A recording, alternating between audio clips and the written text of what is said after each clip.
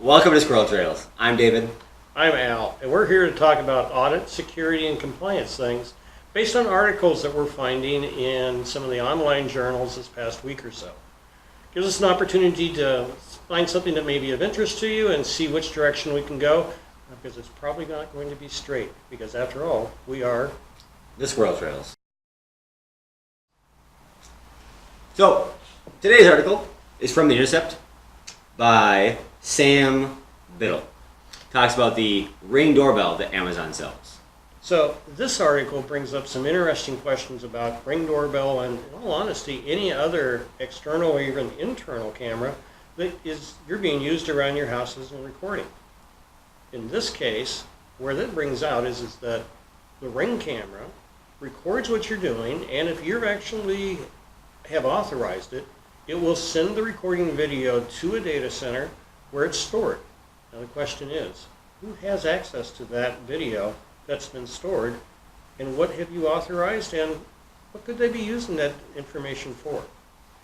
So what this article is talking about is, that I picked out, is that the employees have access to their users' videos. But in most companies, that information is going to be available anyhow. If you think about it, it's always going to that company, and they're going to have that information. But shouldn't we expect some kind of security there? So, we should. I just took your line there, didn't I I? You did. So the article talks about employees having access to the user's video and audio. Okay. Should they have access to it? Well, the reality is that when you ship data to a company, they're going to have a lot of people that have that access. I mean, if you look at any privacy statement, it's going to say, under the security section, we protect this information via technical and security means. So it's there, but it really doesn't talk about who has that access. The expectation is only the right people should have access. But I don't know that we can ever define what does right mean. True. I mean, who can we trust? To be honest, that's a hard question. Yeah.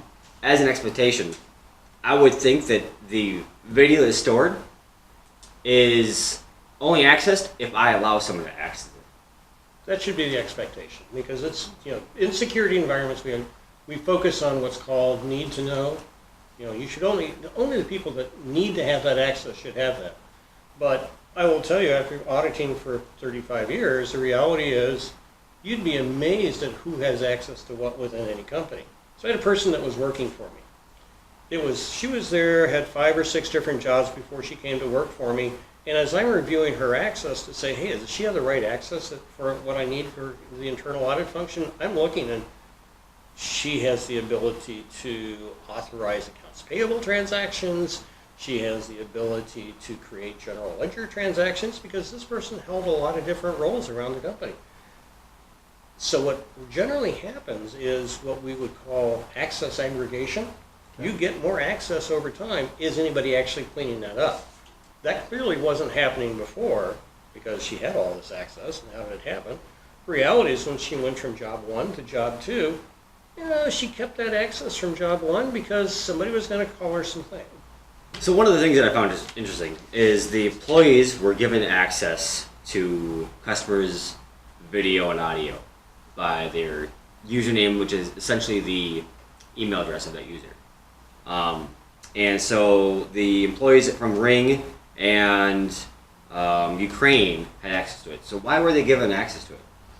Well, the problem that Ring was dealing with was that they need the system to do better object recognition within the video, so that when it captures the videos, it'll know when to tell you there's somebody at the door, or if there's just a car by, or, for pity's sakes, there's a tree in the driveway. So why would they need a customer's video? Don't most companies have a test system? That's a really good question, but a test system is only going to give you one set of environments. It's going to give you a very defined set of pictures to look at. If you're going to vision products are based off of artificial intelligence. And these are self-training systems.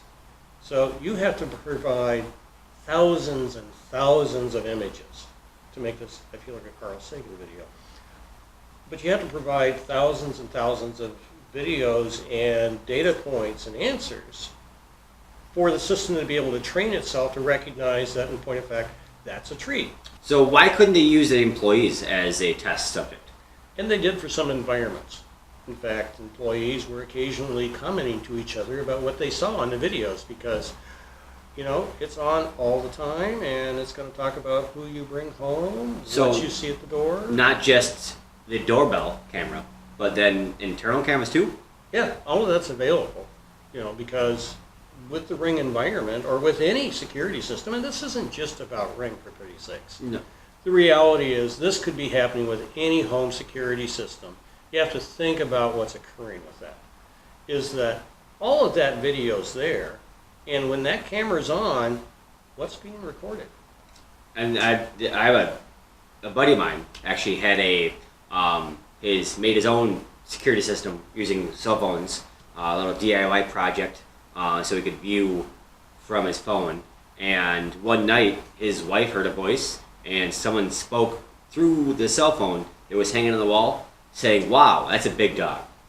Yeah, because it's security So system. it's not just these guys. I mean, security is laxed in a lot of this area, maybe.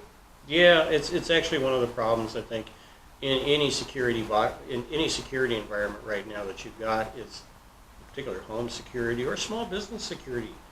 There's really not much difference between what you see for a small business security system or what you see with a home security system. But there's a lot of cameras, and it's not just your home security cameras that are there, but it's also things like laptops, cameras, anything that's being recording at home that's there. For pity's sakes, Elf on a Shelf is there, just recording by its nature. But a lot of these things aren't very well secured. I mean, Is there a reason for that? I mean, why is some of this stuff easily accessed? So, like the Elf on the Shelf or the baby cameras that you can find websites online. So when the baby cameras are there or any other devices there, I mean, these are being sold as a product that's out there. It's a classic Internet of Things. Security is not a part of design. If you're buying something to plug into your home that's coming from any of the retail organizations, it's probably much a guarantee that security wasn't a part of the base design with that environment. And that's true with most of them. And it's actually an issue within any of the industries. So we could take this conversation on what's in your refrigerator. That's on the internet. That's on. You know, so if you can order stuff based on what your camera can see in the refrigerator. So about the fridge, it can tell if your milk carton is empty. Right. Absolutely. Is that something that Well, it is kind of okay? depends. I mean, well, it kind of depends. What's in that milk carton? Well, You know, so hopefully milk. that would be the thought, but one never knows. Very true. I mean, so to kind of bring everything back up our squirrel trail. Another part that I wanted to ask is security. So this article, there was another part of it that kind of jumped out at me was not being secure. I mean, the thing that really came out of this article was they didn't want to encrypt or secure the video. I mean, let's be honest, encryption's expensive. It's hard to do. Well, isn't that, I mean, if it's a security system and I'm paying whatever the fee is, I mean, $15, $20 a month, for a DIY, not even a plug-and-play security system, it should be encrypted. It's a security system. It's going to make phone calls out to the police if something happens. So that should be encrypted. Well, I mean, some of the material may be encrypted in any security system. In this case, the interesting piece was they could have encrypted, but they actually chose not to, because at least based on the Intercept article here, management knew that they were going to sell the company, and encryption's expensive. I mean, it costs a lot of money to do. So they chose not to implement it so that their bottom line would look better if somebody was going to buy them. So, is that lying? If they're going to sell it, are they lying? Well, are they lying to whoever potentially may buy it? Absolutely not, because But they're they haven't lied. The question is the company that's buying them, and this really goes to any time that we acquire companies, have you asked the right questions? So, did the company come in and expect this to be secured? In this case, Amazon bought them. So did Amazon come in expecting them to be secured, expecting them to be encrypted, and that access would be properly limited? Now that's a wonderful expectation to have. I've never seen it in real life, mind you. If you don't ask the question, I'll almost guarantee that the answer is no. a thing it may do after this is to find out if it's now encrypted now that Amazon purchased it. Yes, that's a great question. You know, it is something to come out at the tail end of this to say. And these are some things we learned after we talked about the article. I mean, that's something that I think a lot of us can do is find these articles and dig a little bit deeper. So, to step away a little bit, what would the internal audit from a company that's purchasing another company have to look at? Kind of what kind of questions would people ask? Well, there'd be a lot of questions to whether or not actually be the internal audit department. It could be a third party to do it. A lot of these things are done in confidential settings. If you have the internal audit department versus a third party that your merger and acquisitions group has hired to do that, that information could be leaked within the company. And so sometimes there's a question about, do you want to do that? But the reality is what whoever's doing that assessment wants to do is to say, one, was all the information accurate, that you're doing it? But more importantly, I'm going to say, are there any surprises? So a full-up due diligence review of an acquisition is going to include a lot of things. There's going to be financial reviews that are in there. There's going to include... What about liabilities to the customer? I mean, that's kind of... I'm a customer. Is it if something like this comes out saying, hey, this wasn't secure? Well, that's why you ask the questions ahead of time.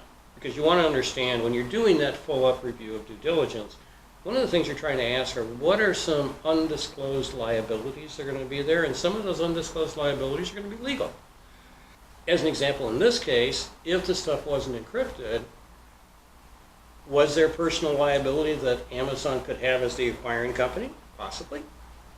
And you want to know that to know what you're getting into, because you're going to want to discount the price for that. But when Yahoo was being sold recently, they had a huge data breach that come out during the negotiations of that. They lost millions of dollars, as I remember. So they lost a huge amount of that purchase price because of that data breach. Now let's say that the breach hadn't been made public beforehand, and the company found that out afterwards. And that breach was announced, I don't know, say a couple days after the acquisition, or maybe a month or two after the acquisition. What do you think would happen to their stock price at that point? We drop. So would that have still been a good investment at that point in time? Would you have purchased a company knowing that? What do you want to know that they're not telling you? That's a part of any due diligence program. How about a customer side of that? Where can a customer go and find these things? Can a customer go and ask these questions? Not really. I mean, it's not a good way to do that. And if you're a stockholder, there's options to do that. As a customer, it's really up to you to read your privacy statements, read what the agreements are, and to understand where that information is going. And do some homework on the company. You're now providing, especially if it's inside your house, think about all the things that occur inside your house. And you're sending all that information out to people. Maybe you ought to think about where that's going. Or maybe you don't care. Well, that's another thing I've talked a lot about these days. Does it really matter? Does it honestly matter that it's not encrypted? Well, that's a great question. I have a friend of mine that's highly experienced, lots of years of experience in information security, and we'll probably use him on lots of time within information security, and we'll probably reference him a lot. But the reality is, he jokes about the fact, let's just save time. We'll just mail everything to China. So at some point in time, you talk about what you're putting out there in public space. Do you have an expectation of privacy with that? Well, security. It's a security camera. I should have some expectation. Well, unless you've been told, you shouldn't. If it's inside, Yeah, there probably should be some expectation of privacy. It's inside, but if it's facing out, it's on a doorbell, it's facing outside your house. Why would you have any expectation of privacy? I wouldn't. So, just wanted to point out one quick last thing is Ring did respond to the article, saying that they have a we take the privacy and security of our customers seriously. Well, and it's important that they do that. That's kind of standard verbiage. Anytime that a company comes out with an article like that, that's cut and paste. Yeah, I was just, And that's that's very likely may be true. Don't know, based upon the number of breaches Ring's had over the years. But reality is, we can't say that. And that may very well be true, but given the number of companies that have data breaches, I don't think anybody takes that line seriously anymore. yeah. I mean, again, what is secure? I mean, is anything secure? Now, the thing I would like to point out in this thing at the end is they did talk about the fact that they have some very strict policies about access to customer information by employees. And that employees or team members, as they would refer to them, aren't supposed to access this information except for specific purposes. They audit that access according to this, and they hold them to very high ethical standards, or they're subject to termination or even lawsuit if they choose to use that information inappropriately. Well, the problem, though, is, again, every company says this, what's actually occurring? Is it something a customer can do? Anybody can do? Can You can always ask questions. I mean, nothing prevents you from sending a letter to the president. And I will tell you that if you send a letter to the president of any company, that question, as a customer, will be taken seriously. comment below on what kind of risk you take on your personal belongings, your home, your video. What steps do you take? You know what, might you provide us to think about things that we should talk about next time? Definitely. We are looking forward to building a community about these type of topics. It's hard to find this conversation outside of an office or outside of a lecture. And I'm only allowed to talk about this so many hours during the day because I have a real job. So, thank you. And happy trails to you until next time.